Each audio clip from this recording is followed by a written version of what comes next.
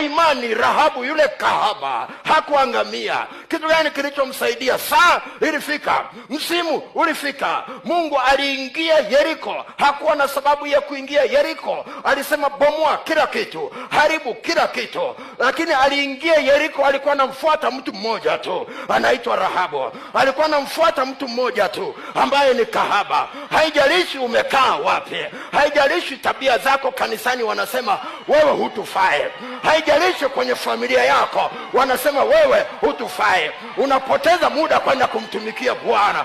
Saa imefika, saa imefika, saa imefika, saa imefika. Bwana anatembelea lango lako, Bwana anatembelea kanisa lako, Bwana anatembelea mji wako, Bwana anatembelea nchi yako, na yeye kama mwana kondoo wa ukombozi hata kukumbuka na hata kukomboa. Na wale ambao walikuwa wanasema hauwezi tena, ghafla wanaona umembeba Bwana. Rosandarapako. Wale walikuwa wanaona huwezi kupata heshima, ghafla kuna nguo zimetandikwa chini, unatembea. Rapokorianzata.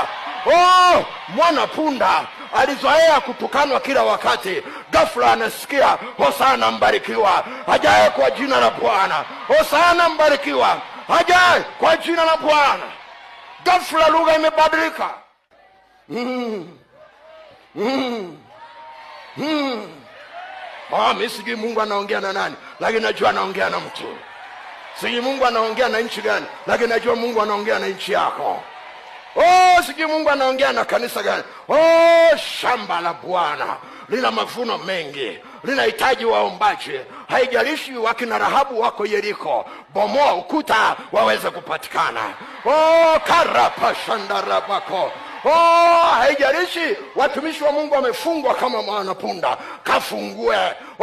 Ukifunguliwa wakiuliza unaenda wapi, unasema Bwana ana haja na mimi.